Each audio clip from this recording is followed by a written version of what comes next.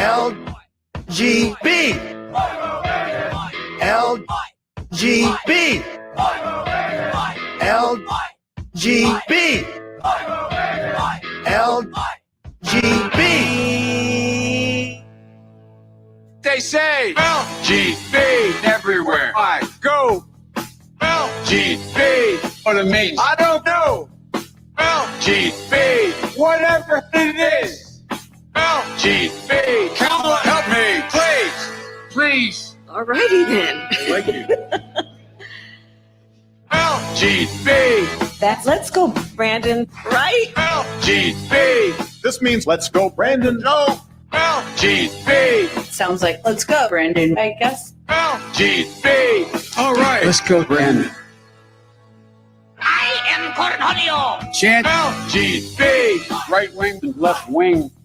LGB. Go, you know the thing. LGB. If you don't sing that back. LGB. And you ain't black. LGB. Let's go, Brandon. LGB. Let's go, Brandon. LGB. Let's go, Brandon. FJB. Let's go, Brandon. I'm Joe Biden, and I forgot this. Greetings, my dear friends, and welcome to another episode of Reading Epic Threads. I'm your host, Patrick Gunnels, joining you from Houston, Texas, this February 26th, 2024 at 9:11 a.m. Central Standard Time. And in my tradition of working smart and not hard, I'm going to be presenting to you Seth Keshel and Brian Cates while simultaneously recording audio for their Substacks. Before we get started with that, don't forget to go to epicthreads.tv/angelpaste. So actually it's epicthreads.tv/collections/angelpaste. But if you just go to epicthreads.tv, and I will of course show you the website for that. Epicthreads.tv is the Reading Epic Threads marketplace where you can get t-shirts, mugs, and more good stuff.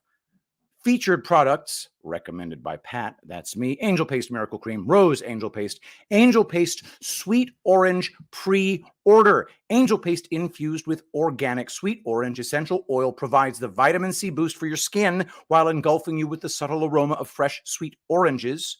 Picked right from the orchard, this vitamin C infusion also means you shouldn't go sunbathing in it. That's a very important thing. When you put vitamin C on your skin, you need to wait for it to absorb before you go, outside. So it's one of those things you're going to want to put on either at night or just while you're indoors. Don't bake in the sun right after using this stuff. Please note this is a pre-order and will not ship until March 8th. We do expect to sell out of our ordered inventory on that. And don't forget, you can still also get the Rose Angel Paste while supplies last. Go to epicthreads.tv and keep an eye on that space because great stuff is coming to that website. Not even kidding. Your health will be significantly improved through epicthreads.tv. All right. From Seth, from skeshel.substack.com. 3 reasons Nikki Haley lingers. Topic: elections, by Captain Seth Keshel. Nikki Haley should receive an award from Ron DeSantis, or at least a Christmas card. Her continued presence in the 2024 Republican presidential nominating contest, which was over before it began, has directed all negative energy away from Florida's happily hidden governor and onto the same group of uniparty kingmakers, or is it queenmakers in this case, and manipulators who emulated Wile E. Coyote in leaving no stone unturned, trying to derail the Trump train in 2016's Republican primary. The mental gymnastics are particularly challenging with the Haley campaign. Her home state, South Carolina, was called before even a single vote was tabulated, with President Trump smoking her by more than 20 points. A blowout margin, even with an untold number of Democrats and left-leaning urbanite independents voting to dilute the margin and score moral victories, such as winning 3 of the state's 46 counties. Still, not even the mainstream media think Haley will win even a single state, especially now that New Hampshire and its litany of weird ideologies has come and gone, and so has South Carolina, where she was unable to clear 40%. This raises the question: Why is Nikki Haley still running? Seasoned cynics likely know the answer already, but should continue reading to the bottom of this piece to see where my head is at on the big picture. Haley's continued presence in a race with an outcome as certain as the morning sunrise presents a perfect learning point for the timeless principle of supply and demand. A primary race between one of the most successful presidents in modern American history and a run-of-the-mill governor and uniparty tool who won't drop out makes me think of a dinner party enjoying a 5-star steakhouse with a McDonald's representative standing outside the reserved dining room, asking people through every course to reconsider their choice in dining. After all, Haley's qualifications for the job appear to consist of 3 immutable points. 1, she's a woman. 2, she's not Donald Trump. 3, she's not Joe Biden. Her campaign promises, should they hypothetically lead her to the White House, would likely yield the following outcomes. 1, U.S. military involvement in Ukraine. 2, U.S. military involvement in one other country at minimum. 3, a perpetually porous southern border. 4, continued gradual decline of the U.S. manufacturing base and economy. 5, reprisal of the George W. Bush era of Republican leadership at minimum. Haley is the equivalent in the world of political offerings of a mom serving up a cup of scalding hot tea on Memorial Day at the water park when what is really needed is an ice cream cone the size of a football. So, why is she still here?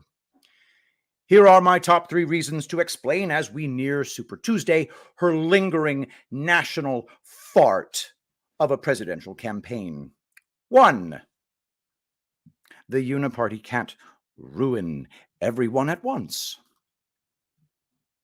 As I've immersed myself in this volatile geopolitical world, I've learned to become much less of a black and white thinker than I had been in years past, when staying in my lane was required of me so as not to disrupt an adjacent mission. I've come to believe that elections are made up of both real and fictitious ballots, which my analytical method has been able to identify all the way down to the precinct level by reading swings and trends. Likewise, I believe political campaigns are not only influenced by big money and shadowy figures, but by the candidate's own personal ambitions and drive for power. We all sat and watched as the months ticked by, as Ron DeSantis destroyed his own political career. He may recover some of his clout, but I see him a bit like Ted Cruz going forward, just not the same as he once was, not running against Trump, who is widely perceived as the rightful president and beloved by America's working class, was the right call. And had DeSantis not been lured by the siren song and waited his turn, he would have been a shoo-in for 2028. After finishing a distant second in the Iowa primary, the big donors who work against you and me consolidated to a single anti-Trump option, Haley. If we could take a time machine back to November 2022, when DeSantis was reelected by roughly the same margin Trump just took South Carolina's primary by, we would find DeSantis much more popular than Haley within the Republican political world. Haley has been selected for this, a final mission of political relevance. 2, disruption presence. Donald Trump is more likely to be the Republican Party nominee than Joe Biden is to be the Democrat nominee. And that is saying something, because I, unlike many others, do not sense a serious push to replace Biden, an assessment that hardens with each passing day. Primaries are intended for partisan voters to nominate candidates, and once they agree on said candidates, the party members are expected to rally around the candidate for the good of the party and, by extension, the good of the nation, presumably. Here is a top-level assessment of the GOP nominating contest so far, as I would tell it to a space alien landing on Earth for the first time today. A, Trump won a contested Iowa GOP caucus by the largest margin ever. B, Trump beat Haley in New Hampshire by double digits when she benefited from the votes of only 1/4 of registered Republicans in the state. C. Haley lost the official Nevada primary to none of the above by a 2-to-1 margin. D. Haley lost her home state by more than 20 points to Trump while soliciting as many Democrat and independent voters as possible. The fat lady has not only sung, but passed out, been transported to the hospital, and forcibly masked to prevent the spread of a virus that is most dangerous during election season. If by some machination of the Republican Party, Nikki Haley is the nominee in November, you can bet your bottom dollar on the worst GOP political outcome since Barry Goldwater's 1964 run against Lyndon B. Johnson.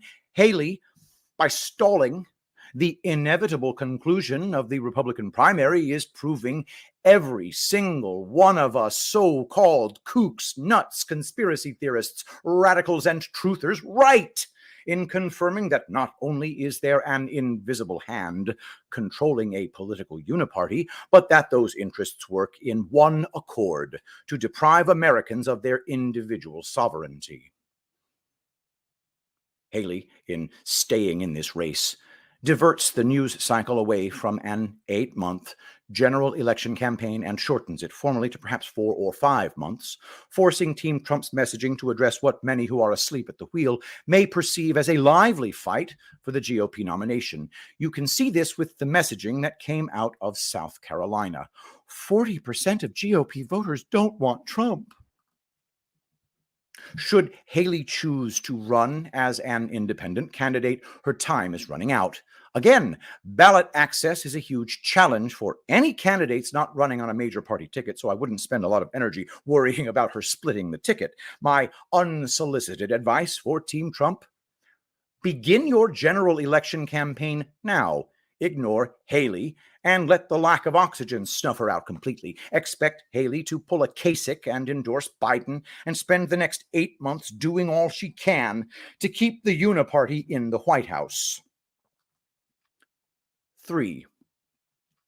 Haley supports judicial corruption. This is not a close campaign. This is most certainly not Ford Reagan from 1976, nor is it McCain-Bush from 2000. It's not even Romney-Santorum from 2012. This campaign is so bad. Haley's comments are filled with nonstop trolling, and the big GOP money backers are backing away from the wreckage.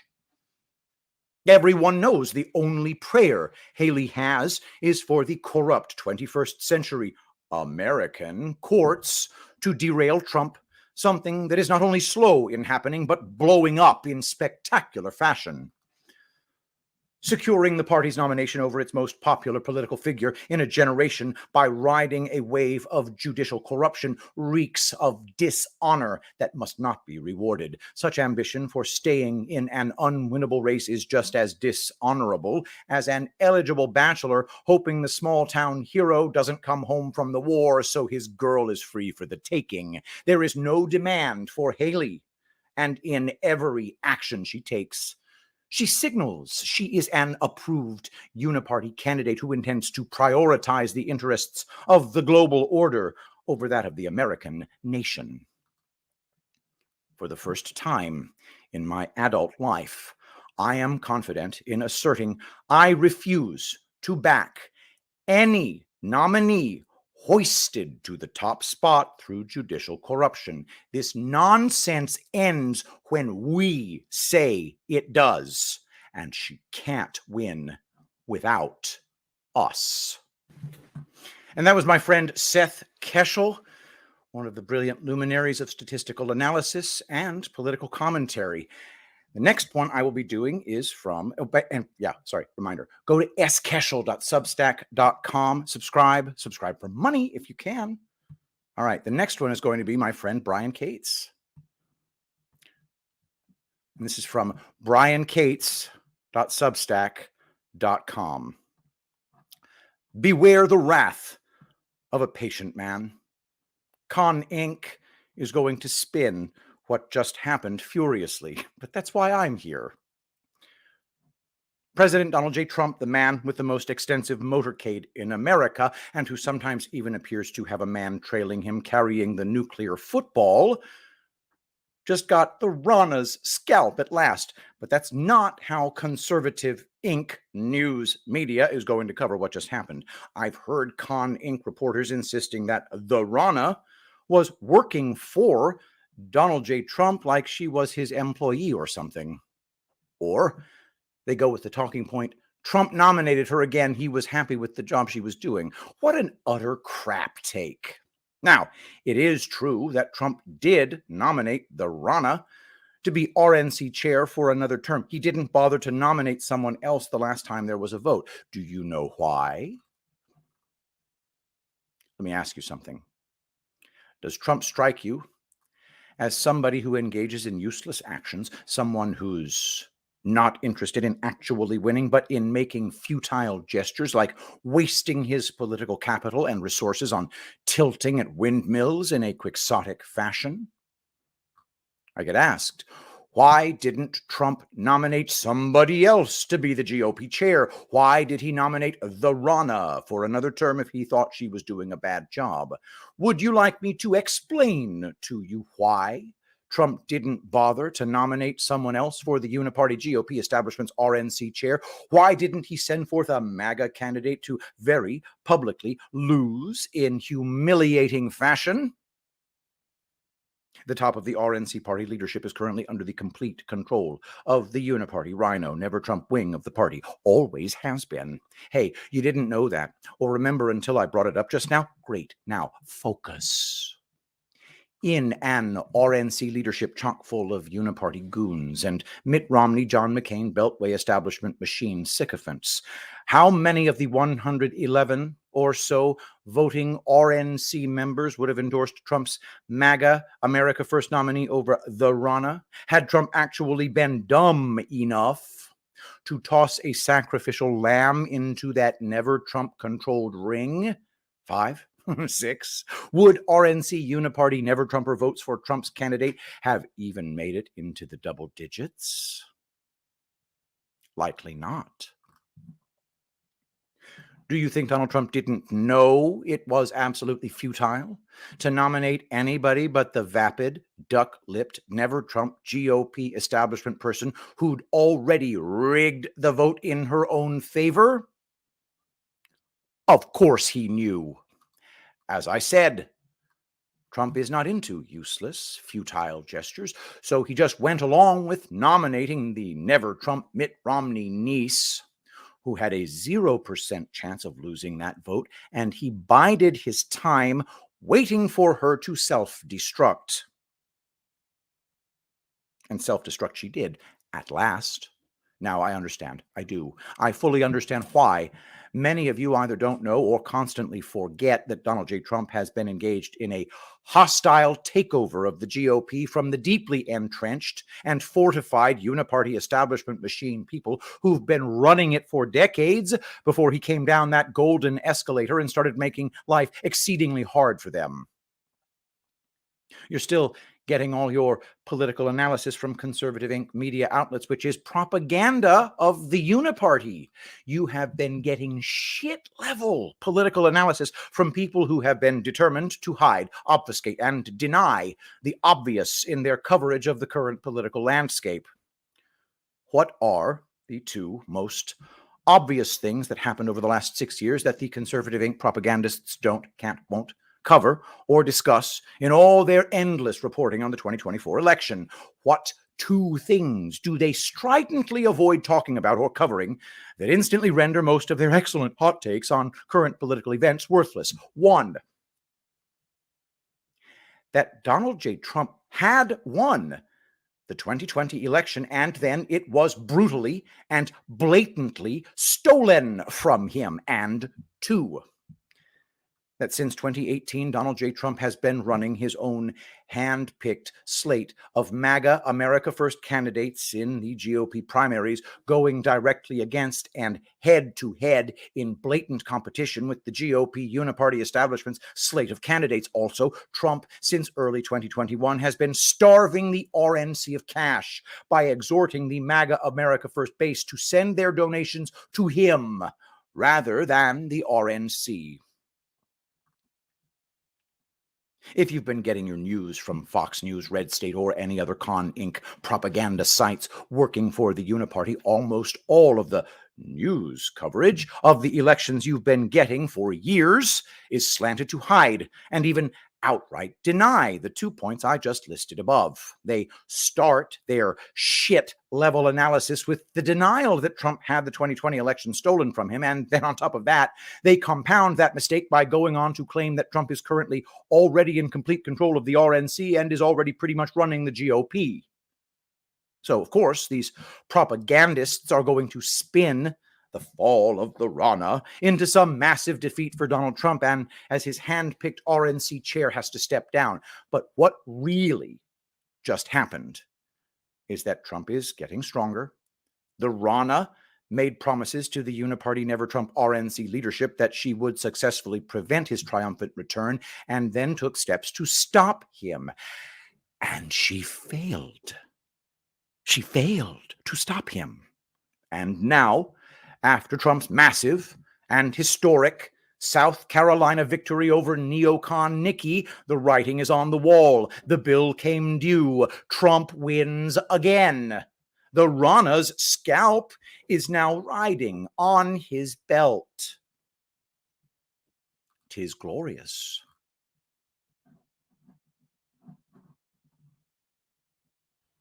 That was my friend Brian Cates, the absolute brilliant scion of this community, or one might say progenitor of this community. Back in the day, Brian was the one writing the threads on Twitter that I made my channel surrounded by, of course, Thomas Wichter being the number one, then Brian Cates the second most often. Yep. There was a thing called a thread on Twitter, but now that Twitter has a no character limit anymore, nobody writes threads anymore. So I read Substack articles instead, but I still call them threads. All right. What do you say we do another one from Brian Cates?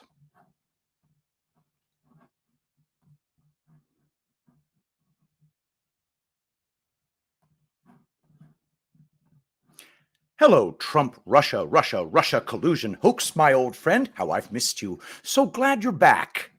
By Brian Cates.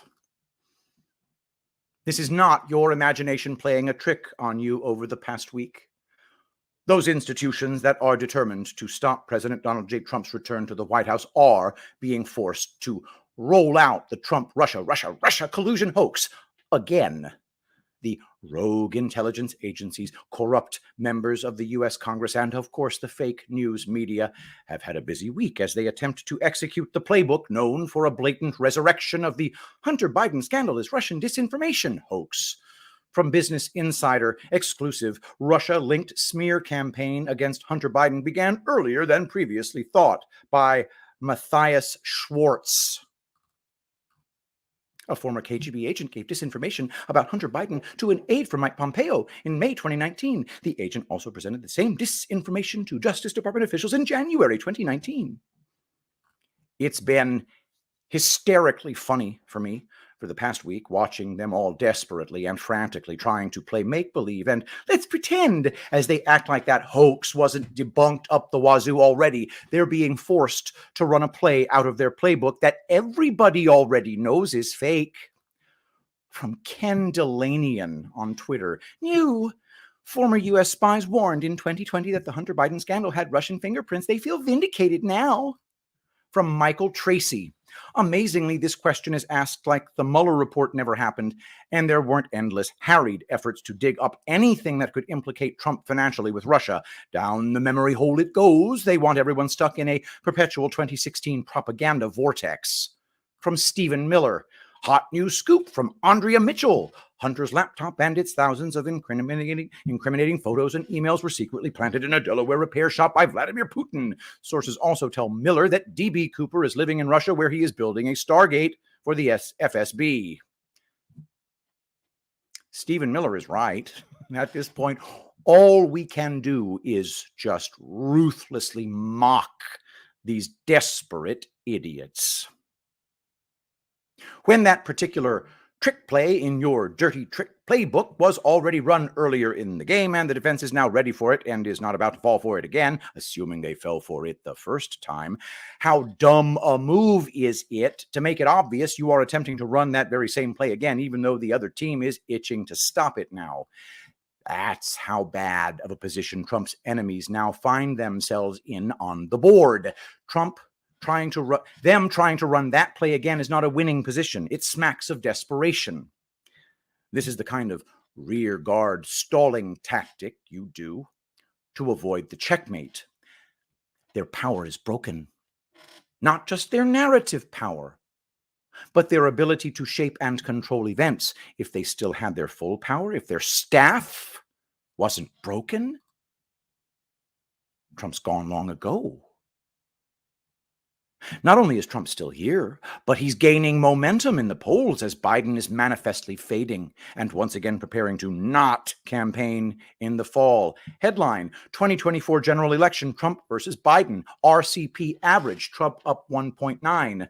Various polls, Trump up 4, Trump up 1, Trump up 4, Biden up 4, Trump up 6, Trump up 1, Trump up 2, Trump up 2, Trump up 1, Trump up 4. You can fully expect Trump to continue building his political momentum over the summer as those who are attempting to bankrupt his campaign and maybe even convict him of a felony crime before the election keep highlighting their own manifest and blatant corruption when they're not hitting themselves in the face with a boomerang. As I've been saying, had the script been written 2 years ago, starting with the raid on Mar-a-Lago by Trump's enemies, been executed as written, the former president would have been reduced to the political equivalent of a bubbling pool of toxic waste by now. As you can see, if you look around, the script that was written to utterly destroy Trump and remove him from the picture and teach the American people that there is no hope, they shall never escape the soft tyranny of their ruling class, is never being followed again. Much to the rising horror of the ruling class, a far different script is unfolding, one they have no control over and appear powerless to stop. I know that some, when faced with the choice of the red pill or the blue pill, opt for the black pill and insist, whatever it looks like now, Trump is doomed, and so are we, because there's simply no way they will let Trump win this coming election. I reject that, because I don't think the panic we're seeing in certain quarters is being faked.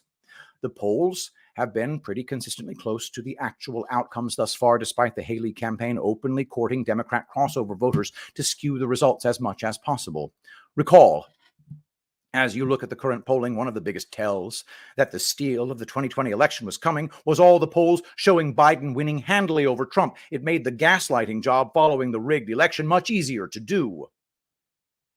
That's not how 2024 is playing out. We're at the tail end of February, and Biden is dropping behind during the prospect of a rematch with Trump. Trump looks stronger and stronger as the days tick by, and Biden looks weaker and weaker. As we all know, Biden couldn't campaign much in 2020, mostly stuck to his basement, and only emerged for a few key rallies. He's in worse condition now than he was 3.5 years ago, that he won't be campaigning this time either. If they are going to try to rig this 2024 election and steal it again for Joe Biden, I wish them the best of luck. After having Biden as the nominal president for the past 3 years, this country is in a very different place from where it was in the fall of 2020. It has to be close enough to steal, and they'd have to be able to successfully gaslight the country into once again accepting the fraudulent results. I don't see either of those things happening. And remember, these ass clowns are not currently having to push a Russia hoax that's already been debunked because they're winning. They're being forced to do this because they're losing, and losing badly. Once again, that is my friend Brian Cates, another one of his barn burner pieces. Go to briancates.substack.com, and don't forget, do a subscription. They're free, or you could do a paid subscription if you have the means. Remember, we do these things for a living. It's how we make our money. Your help is always appreciated. And also, don't forget Angel Paste. You can pre-order the sweet orange, vitamin C packed, essential oil infused Angel Paste. Make sure not to go out in the sun for a little while after you put it on. It has a magnifying effect on the sun. Anyway, next, Naomi Wolf. From NaomiWolf.substack.com, letter from CPAC. Journey into a new kind of dissidence. By Dr. Naomi Wolf. Forgive my recent silence. I've been occupied with the presentation by Maine State Representative Heidi Sampson of our Clean Elections Bill to the Legislative Council. This took place last Thursday, and it would have been the first step in the journey of the bill from draft bill to law in that state had the council voted to endorse it. Instead, after a spirited presentation of the bill by Representative Sampson, the council voted, incredibly enough, not to endorse it, meaning our Clean Elections Bill, which would, recall, ensure paper ballots, same-day voting, voter ID, no ballot harvesting, proactive requests for absentee ballots, the ouster of NGOs from the voting process, same-day voting, and public counting, is now dead in Maine. The vote tally was shocking. A straight party line vote. Democrats 6 opposed to Republicans 4 supporting. I am stunned that any elected official in America wanted to go on the record as having stood between a voter in Maine and his or her vote being counted accurately, but 6 have done so. Mortifyingly, all Democrats. This has really happened. I have felt that this bill's journey in every state will illuminate who and what is standing against clean elections. It does have the side effect of smoking out enemies of ethical voting practices and revealing their motivations. The fight to pass this bill in Maine is not over. Representative Sampson is termed out, meaning she cannot run again, but she is handing the bill to a successor for the next legislative session. We will keep eyes and voter pressure on Maine. I have to believe that voters of every party in Maine want their votes counted accurately. Brian and I then flew this past week to CPAC, the Conservative Political Action Conference organized by CPAC Chairman Matt Schlapp and usually hosted 3 times a year at the kind invitation of Steve Bannon's War Rooms production team. When we reached the Gaylord Hotel in National Harbor, Maryland, a fairly recently developed part of the shore alongside the Potomac opposite Alexandria, I felt a bit disoriented. National Harbor looked like Disneyland, walkable city streets lined with slick restaurants and themed bars aimed at conventioneers and tourists, but with none of the grit or eccentricity of a real city. A massive blue illuminated Ferris wheel spun slowly at the edge of the dark, slow-moving water. We entered the Gaylord at the peak of CPAC to an atrium thronged with happy visitors. My first ignominious reaction to the scene, for which Brian rightly chided me, was, "This is not my culture." There was a buzz from the moment we entered, a joyful vibe. After we checked in, changed, and ran down to join the festivities, we were struck by how pleasant and positive almost everyone was to us and to each other. As someone reported to me, the desk clerk had said, "I know they won't approve of me saying this back in Southeast DC, where I come from, but you all are nice." Many attendees wore bright colors, the men in white or chino slacks, and what looked to me like golf shirts, or were more formally dressed in dark blue suits with ties and white shirts. Many of the women wore dresses, solid colored blocks of orange, white, or dresses of deep red or patriotic blue. A number of women had long, wavy, flowing locks or extensions and wore nude or beige, very high heels. I sort of respected this fashion, since it seemed as if it intended to sport a defiant femininity in an era of what is a woman and Maoist fashions for women outside of that subculture. The center of the hotel is a vast glass atrium with a wall of glass overlooking the harbor. It is an updated version of the hotels that had been trendy when I was a teen in the 1970s, with glass elevators and atriums, the steamy scent of plants overhanging the balconies, and artificial waterways separating bars from cafes on the ground level. The Gaylord Hotel was a chicer, fresh version of that style, with two entire colonial-style houses that were actually shops, enclosed by the atrium on the ground level. But it aimed for that same visual impact for the out-of-towners. You could live for 3 days without leaving the resort. A market offered coffee and breakfast wraps and poke bowls and comfortable chairs. A steakhouse for later in the day provided old-fashioned martinis, and the centerpiece of it all was the 2 levels of ballrooms showcasing CPAC stages. The first night, Brian and I joined A.J. Rice and Drew Allen, 2 men who represent canceled voices or alternative and conservative voices as publicists at Rice's PubliusPR.com. The men represent politician Carrie Lake, cheated, she argues, of her victory as governor of Arizona by 35,000 unaccounted votes.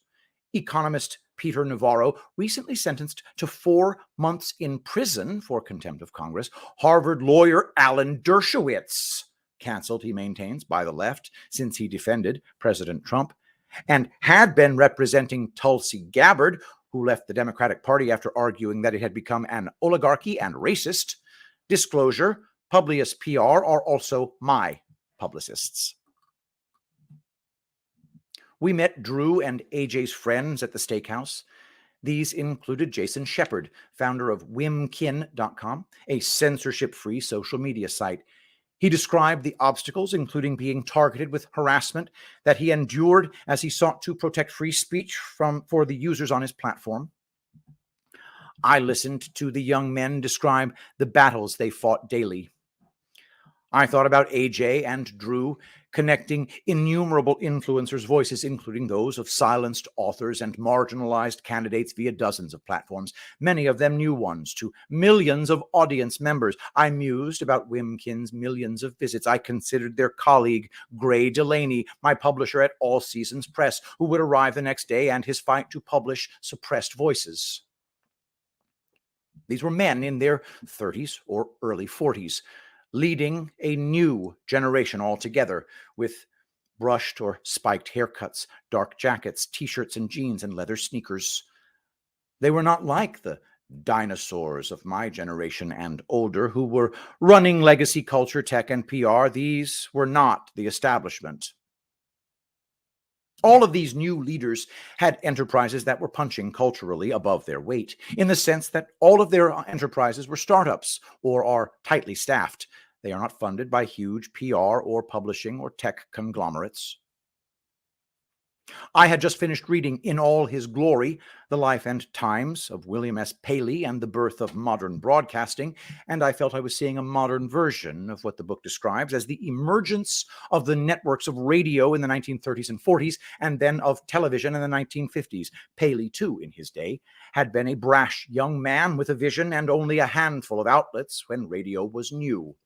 I felt, in listening to the young men plan and joke and analyze and argue, as if I was looking at the future of what will someday be perhaps 1/2 of America's culture and communications. They spoke with focus and planned their strategies even as the drinks continued to arrive. I was seeing, I realized, one of the nodes of a new America in the making, a new set of related cultural and telecommunications nerve centers being incubated, developed, and extended by talented, stubborn young men who simply would not go along with censorship or with the othering of ideas. They had the ferocity of young men expressed in a new way, in a new generation, but I heard also something familiar and timeless. There was a color and sound in that ferocity that I recognized from my travels to police states around the world. It was the color and sound of dissidents, in a community of dissidents, in an actual, not a metaphorical, cultural war. The next morning, Brian and I visited CPAC proper. The war room set there was a dynamic stage to the left of the entrance to CPAC's auditorium. Live interviews streamed from the set continually, and Bannon, Natalie Winters, his co-host, and their guests were broadcasting. For many in the crowd that thronged the set, it was clearly fascinating to see the same personalities that they followed digitally in real life and in real time. I had the pleasure of joining Bannon and Winters on stage briefly and updating the crowd on the status of the vaccine wars and on our bill's defeat in Maine. I was gratified by a warm welcome from the posse and delighted to learn that it was Winter's birthday. Though the right is represented by legacy media as sexist, I am often struck by the fact that in his advancing the work of 23-year-old Natalie Winters, one of the best reporters working, the 23-year-old reporter Jane Zirkle, CFO COO of War Room Grace Chong, and War Room CEO and Army veteran Captain Maureen Bannon is investing in and showcasing the work of some of the brightest young women intellectuals, reporters, commentators, and business leaders of their generations. In fact, I can't think of another major media outlet that has a mostly female C-suite leadership team, let alone one made up of relatively young women. When I considered the influential roles of all of these women and saw them at work together on the Death Star unstoppable media machine that is War Room, I had another moment in which I realized that the stereotypes of those on the right are often belied by the realities on the ground. In the afternoon, we were taken down Media Row to do interviews. I spoke with Frank Gaffney on his show, Securing America. I had almost refused to speak with him a couple of years ago when we first were connected as organizations I then respected, such as the Southern Poverty Law Center, called him paranoid and wild-eyed in his concern about radical Islam. Gaffney, along with his equally fearless colleague Reggie Littlejohn of the Sovereignty Coalition, are now among our favorite friends.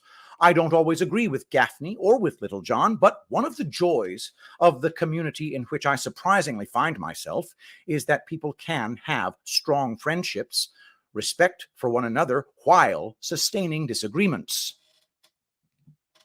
I met Mike Lindell, who is, again, caricatured by the press I used to read as being a raving fantasist in his concerns about compromised elections. I shared my news about our election integrity bill with him and heard about his exciting approach of calling for paper ballots district by district. I thanked him for doing the work he had done to identify the corruption of voting machines. Though he has paid a heavy price for bringing this issue to light, it is one of greatest importance. As readers of this Substack know from my essay, How Voting Machines Cheat and What to Do About This, I, also prompted by his and others' warnings, looked into the issue of whether voting machines are secure, including asking my own totally nonpartisan developer. I learned that they are so easy to compromise that I concluded that we can't know who has won an election since about 2005, when they were introduced. I was interviewed by Lou Dobbs, who had been forced out of Fox News after an onerous lawsuit against him and the network by a Venezuelan businessman. Again, the issue he had raised that led to the lawsuit was about voting machines. Kevin McKernan, the CSO and founder of Medicinal Genomics, had sat down earlier that morning at a table where we were having breakfast. He is the scientist who recently found that DNA fragments and plasmids contaminate both the Pfizer and Moderna vaccines. He has been traveling to Congress and addressing bodies worldwide, explaining the seriousness of his discovery. A quietly witty, very pleasant man with a low-key style, McKernan had welcomed Brian and me twice into his lab in Beverly, Massachusetts, to video record what he had discovered. First, the corruption of the COVID PCR tests, and more recently, the DNA contamination of the mRNA vaccines. McKernan's understated manner belies the immense importance of his findings and his current role in the world. Edward Dowd, former BlackRock hedge fund manager, founder of Finance, P-H-I-N-A-N-C-E Technologies, and author of Cause Unknown, The Epidemic of Sudden Deaths in 2021 and 2022, the man who alerted the world to millions of excess deaths and disabilities from the mRNA injection, a tall, sandy-haired man with a manner as understated and quietly witty as McKernan's, had also stopped by. I thought of how some of the people doing the most important and heroic work of all, work that is changing the outcomes of history, have the least egotistical manners of all. Later that day, in the same era, I met again the incredible, charismatic German member of the European Parliament, Christine Anderson, and her colleagues. She is a striking woman, tall and dark-haired, who walks as if the currents of history are flowing around her. She wears distinctive tailored suits in lemon yellow or deep maroon. That afternoon, as we sat in the atrium for coffee, she wore a beautifully made brown damask skirted suit with a bronze silk blouse beneath it tied with a foulard, and black kitten-heeled suede shoes with straps as if from the 1920s. If she did not exist as a character, as well as a leader, history would have had to invent her. MEP Anderson and her party, Alternative for Germany, now represent about 22% of Germans. MEP Anderson's party are being called Nazis by the legacy media in Germany, yet she perseveres. Coverage of CPAC in our own legacy media, NBC in this case, identified attendees as Nazis, smearing the event by association, though I neither saw nor heard anything remotely of this kind. MEP Anderson confirmed to me that the narrative, the vaccine narrative, the globalist narrative, the digital ID narrative is crumbling in Europe.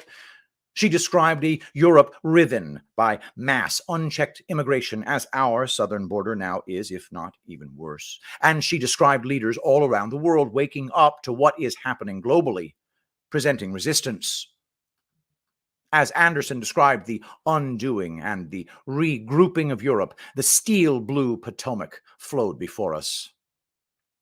A little wintry light blue sky showed through what had been gray-white cloud cover. One of the oldest cities in America, Alexandria, Virginia, was visible on the far shore. As Anderson spoke about her country and mine, I felt the weight of the centuries that preceded us, the long fight up through the 18th century for the Enlightenment, which was now at risk of being altogether lost, the 20th century's bloody fight against fascism, and now this. We are living in an interesting time, she remarked, with that very slight edge of irony that is her hallmark. And what we both did not add out loud, I felt was something that we may have both agreed silently. In some ways, we are privileged to live in this time and to be warriors with others similarly battling around the world in this fight. Late the next day, we visited with commentator Emerald Robinson and her husband, poet and critic Garrick Davis, Cameron Wallace, Bannon's producer, Claire Dooley, the talented CHD filmmaker Ed Dowd, and actress-podcaster Sophia Karstens. Robinson, in addition to being one of our era's great beauties, is also a savagely intelligent analyst of the current scene. She, too, has been a martyr to an environment in which questions are no longer allowed. Robinson is a former White House correspondent for Fox News, who was fired by her employer and banned by Twitter after she tweeted, reportedly, that the mRNA vaccines contained luciferase. The Wrap.com ran a smear piece asserting that the luciferase issue raised by the disgraced reporter was an example of satanical, conspiracy theories. In fact, Robinson's questions were not unreasonable. While it may not be in the Moderna mRNA vaccine, luciferase is a real thing, and it is indeed being widely studied as a biosensor marker in virology, as well as having been studied for some SARS-CoV-2 vaccine development. As, quote, luciferase-based biosensors in the era of the COVID-19 pandemic, a paper concludes, quote, collectively, these data demonstrate the utility of bioluminescent biosensors for interrogating various aspects of virology. Their respective ease of construction and validation makes bioluminescent biosensors a ready tool for application to urgent problems, including the present SARS-CoV-2 pandemic, end quote.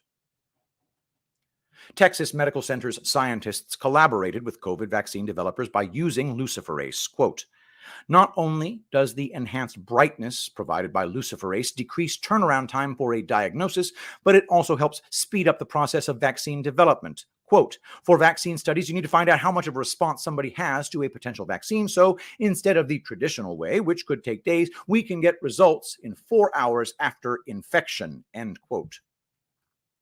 And here is the FDA now offering luciferase as a biosensor assay to track RSV. And here again is an NIH database paper, in vivo bioluminescence for tracking cell fate and function, explaining how luciferase can be used to track biological processes in vivo. So, while Robinson may not have been completely right in her concern about where luciferase was currently being used, she was completely right in raising the alarm about it, as both vaccine and virology developments are focused on luciferase's abilities to track biological processes within mammals. This, of course, can have all kinds of alarming socio-political applications. Let us not forget the huge push we all recently barely survived for vaccine passports. Luciferase can, and was, being tested to allow a look inside, in effect, a mammalian body. Reporters know that sometimes their initial hypotheses are not completely right. In a normal democracy, they're supposed to persevere and to keep questioning. Indeed, this kind of iterative questioning is exactly what reporters are supposed to do. But Robinson, too, had her life turned upside down by doing exactly what reporters are supposed to do. Nevertheless, she perseveres.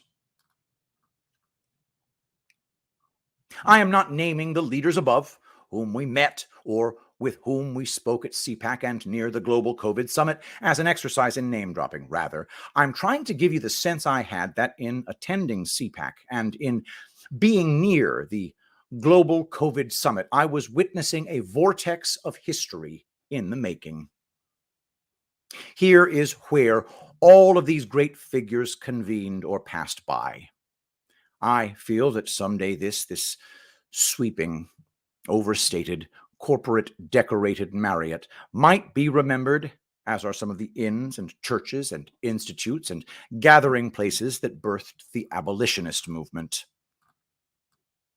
In the early days of the abolitionist movement, a handful of stubborn, dogged men and women who were relatively poor or without many resources and who were continually being told that they were insane, dangerous, and threatening to society, kept insisting, in spite of continual harassment and loss of status, friends, and income, on their belief that all men and women of whatever race were brothers and sisters, and that slavery, as deeply entrenched as any institutional evil in their society, could indeed, with God's help and their own hard work and courage, someday be defeated. Perhaps in 1860 in the Great Hall in New York's Cooper Union, when Abraham Lincoln gave a stirring speech to denounce slavery, or in one of the other gathering places of that marginalized, hated, and derided freedom movement at that time, people felt as I did this past weekend in National Harbor. I felt a sense of astonishment that a great evil force had sought to destroy us all, to destroy sovereignty, democracy, representational government, bodily integrity, science, journalism, religion, and that these individuals all, at great cost to themselves, and then others, and others, and others, upon hearing them, had all said no.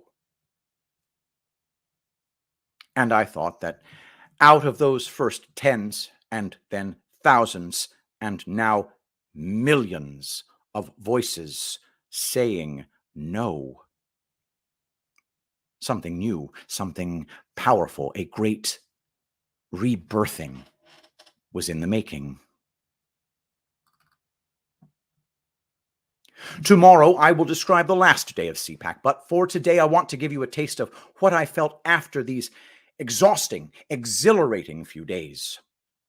One conclusion I reached was that it was odd and notable that so many people who were leaders in the freedom field and who attended events at the Gaylord Hotel may or may not have been Republican or MAGA. In regards to many of the people I have mentioned above, I have no idea the politics they hold. But what was clear to me was that CPAC cherished many people who cherish freedom, whatever their secondary political views might be. And I felt that it was sad and important that all of these freedom-oriented leaders were not being convened at the DNC or at the Southern Poverty Law Center or by the ACLU, or were not being celebrated at Burning Man or hosted in whatever the left-wing equivalent of CPAC, there really isn't any, but you take my point, might be. The left is not engaging these fierce warriors for truth and freedom, from what I see, at all. I want to leave you today with the sense I had in the midst of one of the CPAC days of what time it is and where I stood. We were waiting for President Trump to appear. We were in a vast auditorium, ballroom, and the soundtrack was booming. People of all races from many countries were in the crowd. I was seated in the media section among my former colleagues who were silently, sourly taking notes. An ABBA song rang out, and then Johnny Cash's Ring of Fire. A lovely young girl of about 19 with a ponytail and a black swirly skirt, and a handsome young man about her own age in a button-down vest and jeans suddenly got up from where they'd been sitting in the bleachers. With exuberant good spirits, they began to do a fantastically skilled swing dance. The young man spun the young lady and twirled her. He leaned her back, and she kicked her foot in the air. The crowd of older, more jaded people could not help themselves and burst into spontaneous applause. I reflected on the young people I had met at CPAC, who were determined to find husbands and wives, whatever orientation they may be. There were gay men and lesbians there too, and have children, and to raise good, healthy families. I thought of how the young people I had met who were trying to find something other and better than the moral chaos they saw on TikTok, and a world of porn and violent hip-hop and of cannabis stores on every other block, and a menu of depression, SSRIs, and nihilism on offer to the young, were rejecting all of that by being here and aligning with these other values. I thought of how the trad moms I had met were moving heaven and earth to homeschool their own kids so that the children could grow up not indoctrinated and not sexualized too young or transitioned while they were not old enough to vote or fight in a war. I thought of the elders I had met who were just trying to clean up the voter rolls in their neighborhoods in New Jersey and in Pennsylvania. And I thought of the genial member of Priests for Life I had met, Father Pavoni, who spoke about not judging women who had abortions, but offering women with unwanted pregnancies love and options in a culture of death. As I looked at the spinning, exuberant, innocently joyful young people, I realized in a flash, this is the revolution. This was not the moral majority of my father's era. Rather, this was a subversive, courageous subculture that was resisting the dominant narrative and the morass of darkness that is our dominant cultural moment. These, I realized with a start, are the dissidents. This is the counterculture. And that is the exceedingly brilliant Naomi Wolf. Find her at naomiwolf.substack.com. The moment that follow-up piece about the final day of CPAC comes out, I will be presenting it here on Reading Epic Threads. Go to naomiwolf.substack.com. Do a subscription for her as quick as you can. If you have the means, do a paid subscription. She's also the CEO of dailyclout.io. Check that place out as well. I'm also going to check out this Wimkin social media site, 100% uncensored social media, wimkin.com. I'll check that out as well. Thank you, everybody, for being here. Support us by going to epicthreads.tv. That's right, epicthreads.tv. And you can, find it. That's the home of Angel Paste, et cetera, et cetera. Just get your stuff, dudes. It's freaking awesome. Angel Paste now has the available for pre-order Sweet Orange Infused. So definitely check that out. And let's pray. Saint Michael the Archangel, defend us in battle. Be our protection against the wickedness and snares of the devil. May God rebuke him, we humbly pray. And do thou, O Prince of the heavenly host, by the power of God, cast into hell Satan and all evil spirits who prowl about the world, seeking the ruin of souls. Amen. I love you all. Thank you so much for being here, and I will see you tomorrow. I will be the greatest president that God ever created.